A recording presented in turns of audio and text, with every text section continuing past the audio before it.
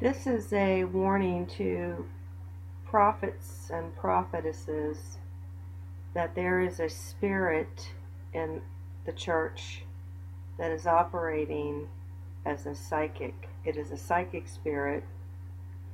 And the reason why I'm talking about this is because of a dream I had on November 26, 2014, where the Lord took me to like an upper room, which represents something in the spirit, something spiritual. And he showed me a woman.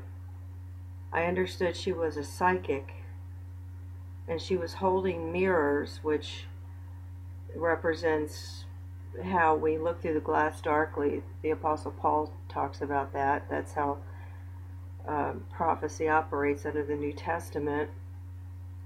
And I was watching her as the Lord was showing me this, and I saw that there were checks there that were folded in half. In other words, like a like a check that you write your bills, you pay your bills with. Okay, there were checks. They were folded in half. People were paying her money for these, I guess, psychic readings. But what the problem is that this woman is in the church. And this was confirmed to me when I listened to an audio by a prophet who spoke about this. I mean, I don't think it was a coincidence that he spoke about this. His name is Terry Bennett. He spoke about this on November 21st on an audio. I'll put the link if you want to listen to it. And when I heard him talk about that, I was like, wow, I mean, that's a confirmation of what the Lord was showing me in my dream. Now, usually these kind of prophets, what they do is, it's like they give you this sort of prophecy about your life, and they prophesy about your calling, and I mean, it's a very self-centered type of a prophesying. And yes, prophecy is supposed to edify the church, but I mean, this is just getting out of control. The book of Jeremiah talks a little bit about this. Jeremiah 14, starting in verse 13, he says, "Look, the prophets are telling them, you will not see the sword, nor will you have famine, but I will give you lasting peace in this place." Then the Lord said to me, "The prophets are prophesying falsehood in my name.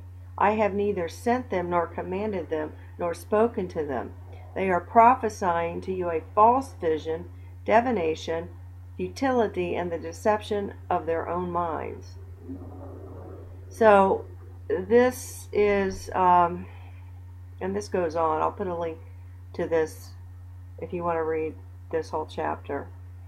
But I don't know if you guys have ever had this experience where you've been in a church and a prophet said that he had something for you, and then they stood there and told you all these wonderful things that are going to happen to you, and about your calling and this and that, and then none of it ever happened.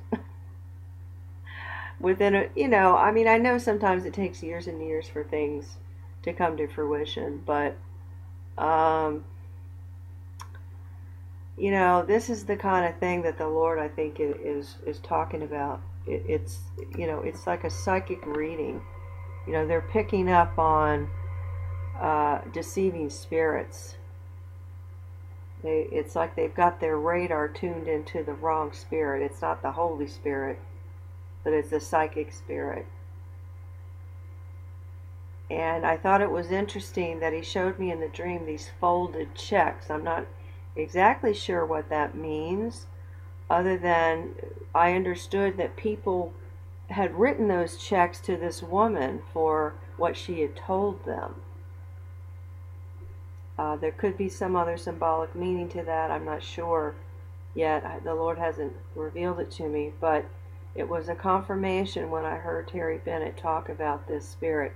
And he talks about how God is putting the prophetic ministry under judgment right now. So I'm telling you, I take this dream very seriously. I'm going to be praying against and guarding against that spirit for myself, although I don't prophesy to people personally. That's not what my ministry is about. I am an intercessor, mostly interceding for the church, but the Lord shows me things because He wants me to pray, and I share the things He shows me. And in this case, I think this was very important because I think that the prophets out there and prophetesses need to know that God Himself has released the Spirit as judgment on the prophetic ministry. And that is a very scary thing. So this is for those with ears to hear. I hope that you, if you're in this type of a ministry, if that's your calling, that you'll seek the Lord and pray about this. It's very serious.